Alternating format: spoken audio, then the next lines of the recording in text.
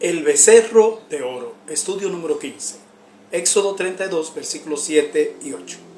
Dice la Biblia: Entonces Jehová dijo a Moisés: Anda, desciende, porque tu pueblo, que sacaste de la tierra de Egipto, se ha corrompido. Pronto se han apartado del camino que yo les mandé. Se han hecho un becerro de fundición, y lo han adorado, y le han ofrecido sacrificios, y han dicho: Israel, estos son tus dioses que te sacaron de la tierra de Egipto. Que el Señor bendiga su santa y bendita palabra. Después que Dios había sacado a la nación de Israel por medio de grandes hazañas sobrenaturales, cosas estas que ocurrieron a la vista de todo el mundo, la nación de Israel se rebeló contra Moisés, que es lo mismo que rebelarse contra Dios. Pues Moisés era el hombre a través del cual Dios había hecho todas estas maravillas. Dice la Escritura: y Jehová dijo a Moisés: ¿hasta cuándo me ha de irritar este pueblo? ¿Hasta cuándo no me creerán con todas las señales que he hecho en medio de ellos? Yo los heriré de mortandad y los destruiré, y a ti te pondré sobre gente más grande y más fuerte que ellos. Números 14, versículos 11 y 12. El pueblo de Israel fue desobediente, malcriado, inconforme, desagradecido. Se quejaban constantemente contra Dios delante de Moisés. Aún los propios hermanos de Moisés se quejaban de él. El pueblo de Israel prefería volver a la esclavitud con tal de disfrutar de la porquería caliente que les daban los egipcios. Esto me recuerda a la parábola del hijo pródigo, que dejó los mimos y cuidados que tenía en la casa de su padre amoroso para terminar cuidando cerdos, y hasta llegó a desear comer su sucia y podrida comida. Lucas 15, 11 al 32. En el relato del becerro de oro en el libro de Éxodo vemos que mientras Moisés estaba en el monte Sinaí con Dios, el pueblo erigió un Dios conforme a sus deseos y bajas pasiones. Un becerro de oro que hicieron con las alhajas de oro y plata que trajeron de Egipto, evocando los días de su esclavitud espiritual. Es como los refranes que refiere el apóstol Pedro en su segunda carta. El perro vuelve a su vómito, a su propio vómito, y el otro dice: la puerca lavada vuelve a revolcarse en el cieno, o sea, en el lodo. Segunda Pedro 2:22.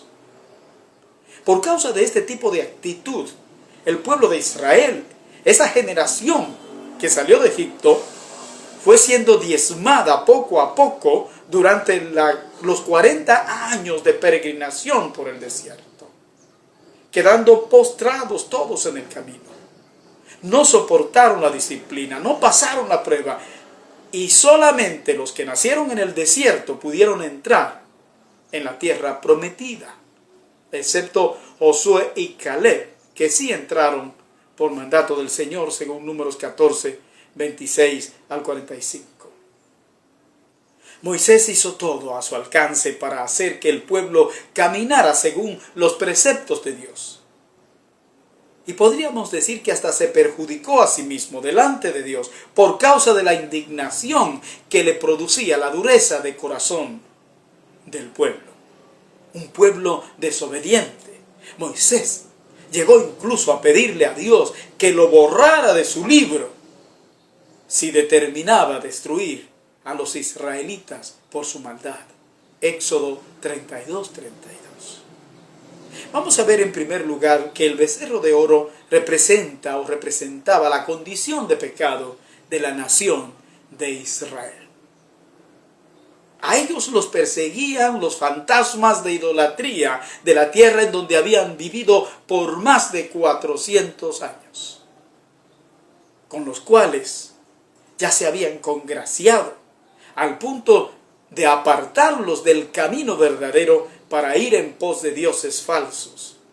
O sea que las influencias paganas de Egipto estaban, por decirlo así, saliendo a flote.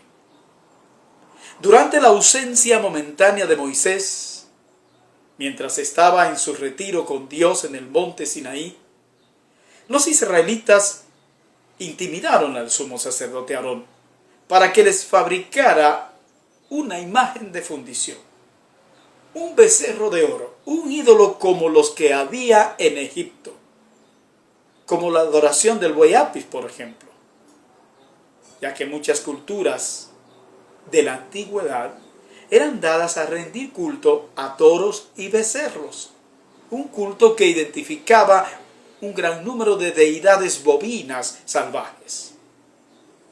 Pero podríamos decir que siendo los israelitas un pueblo dedicado a la agricultura y a la ganadería, es muy posible que ellos mismos vieran en la representación del becerro un símbolo de la fuerza y la energía del toro, y asociaran esa imagen con su Dios, y quisieran representar equivocadamente a Jehová en ese ídolo.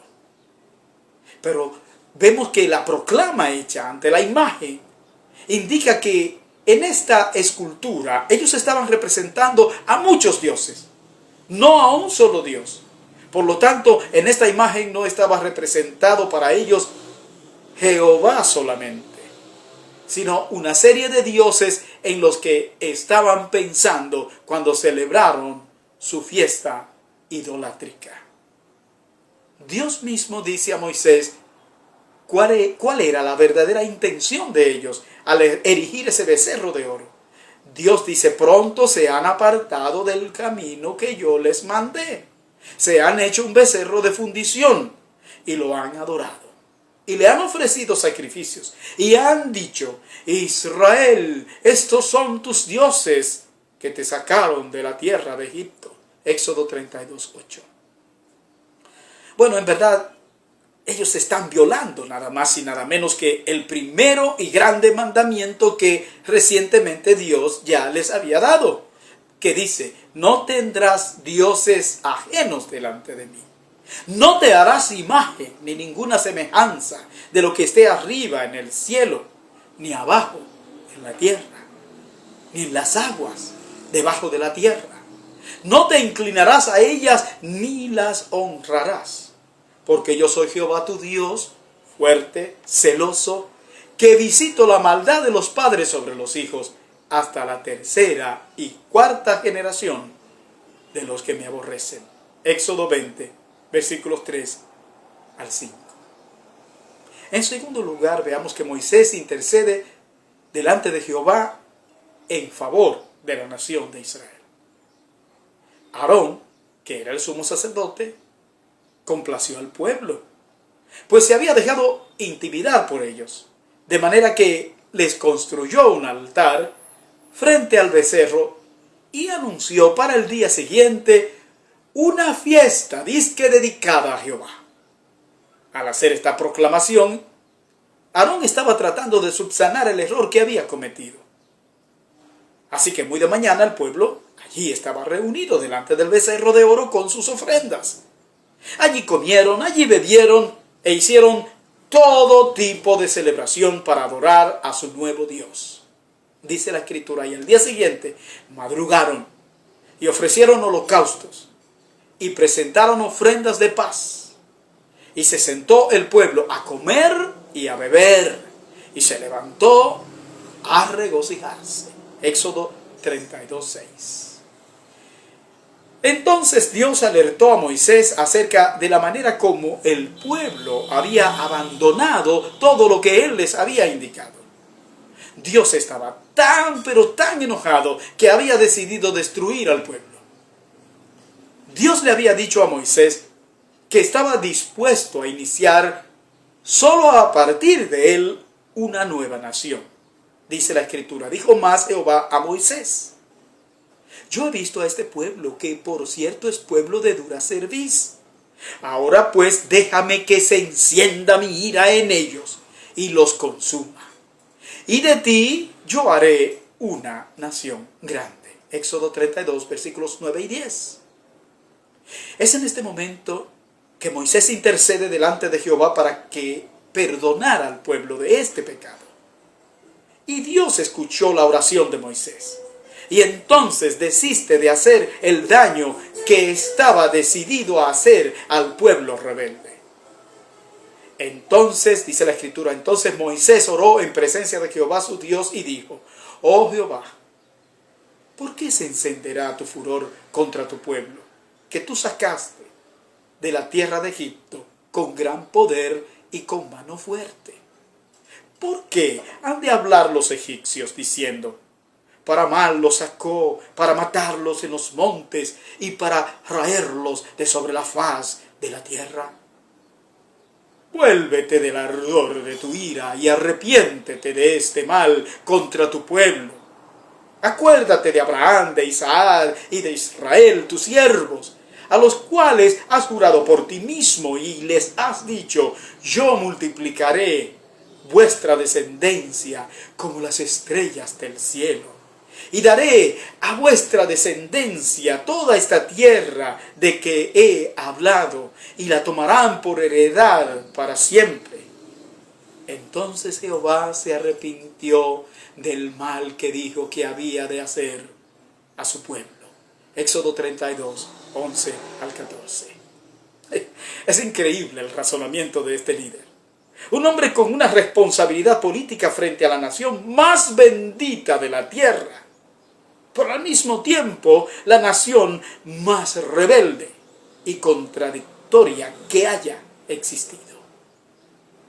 Moisés no solamente está preocupado por su pueblo, sino que al mismo tiempo le preocupa la reputación de Dios delante de sus enemigos. Un gesto que habla de la gran lealtad y del gran amor de Moisés hacia Dios.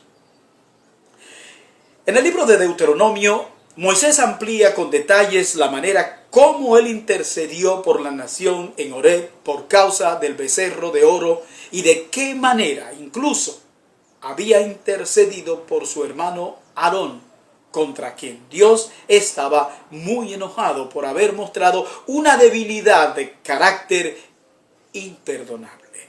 Deuteronomio 9, 18 al 21. Como podemos ver, hay una gran diferencia entre Moisés y Aarón. Hay una gran diferencia entre Moisés y cualquier otro hombre en la tierra. Su estatura de líder, su estatura de político, su estatura de profeta es única en la historia. No en vano, él es un tipo de Cristo. En definitiva, Moisés, una figura relevante en la revelación de las Escrituras, muestra con este gesto de amor hacia la nación de Israel su sagrado compromiso con la promesa divina de traer al Salvador del mundo. En último lugar, en tercer lugar, la población idólatra sufre el castigo divino.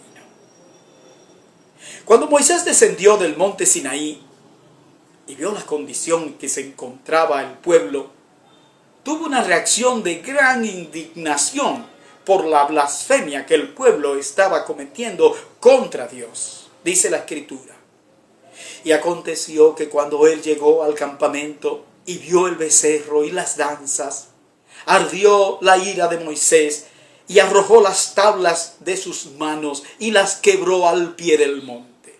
Y tomó el becerro que había hecho y lo quemó en el fuego y lo molió hasta reducirlo a polvo, que esparció sobre las aguas y lo dio a beber a los hijos de Israel. Éxodo 32, versículos 19 y 20. Moisés reclama entonces a su hermano Aarón respecto de este comportamiento del pueblo y de él mismo, el cual justifica sus acciones confesando que tuvo miedo del pueblo. Aarón dice algo verdaderamente ingenuo que revela su falta de carácter. Dice: porque me dijeron: haznos dioses que vayan delante de nosotros. Porque a este Moisés, el varón que nos sacó de la tierra de Egipto, no sabemos qué le haya acontecido. Y yo le respondí, ¿quién tiene oro? Apartadlo. Y me lo dieron. Y lo eché en el fuego. Y salió este becerro. Éxodo 32, 23, 24. Oiga, y salió este becerro. Como si hubiera sido por arte de magia. Pero no fue así. Sino que él se había dejado doblegar por el pueblo. Y había desobedecido. Y fue solo por la intercesión de su hermano Moisés delante de Dios que entonces fue perdonado. Ya que la ira de Dios se manifestó contra los rebeldes del pueblo que insistieron en la idolatría, a tal grado que unos 3,000 hombres fueron muertos por las espadas de los levitas en un solo día. Éxodo 32, 28. Moisés vuelve delante de Dios al monte Sinaí e intercede nuevamente por el pueblo, por el terrible pecado que han cometido. Y esta vez entonces comete un desliz, pues desafía a Dios diciéndole que lo borre de su libro, si no ha de perdonar al pueblo. Dios le responde de manera categórica, pasando por alto su falta de juicio. Dice la Escritura, y Jehová respondió a Moisés, al que pecare contra mí, a este raeré yo de mi libro. Ve pues ahora, lleva a este pueblo a donde te he dicho. He aquí mi ángel irá delante de ti. Pero en el día del castigo yo castigaré en ellos su pecado. Éxodo 32, 33 al 34. Yo leo esto en la Biblia y yo me quedo perplejo. ¿Cómo este hombre podía hablar con Dios de esta manera? En verdad que no ha habido un hombre como este en toda la tierra, dice la Escritura. Y nunca más se levantó profeta en Israel como Moisés, a quien haya conocido Jehová cara a cara. Nadie como él en todas las señales y prodigios que Jehová le envió a hacer en tierra de Egipto, a Faraón y a todos sus siervos y a toda su tierra, y en el gran poder y en los hechos grandiosos y terribles que Moisés hizo a la vista de todo Israel. Deuteronomio 34, versículos 10 al 12. La persona de Moisés prefigura a uno que habría de venir, uno del cual el propio Moisés dio testimonio, nuestro Señor Jesucristo. Dice la Escritura, profeta de en medio de ti, de tus hermanos, como yo, te levantará Jehová tu Dios, a él oiréis. Esto lo dijo Moisés en Deuteronomio 18:15. Y acerca de esto, Pedro, en su famoso discurso en el pórtico de Salomón, nos refiere lo siguiente. Porque Moisés dijo a los padres, el Señor vuestro Dios os levantará profeta de entre vuestros hermanos, como a mí. A él oiréis en todas las cosas que os hable. Y toda alma que no oiga a aquel profeta será desarraigada del pueblo. Hechos 3, 22 y 23. Este, querida amiga, querido amigo, es Jesucristo, en quien es necesario creer para ser salvos. Dios te bendiga.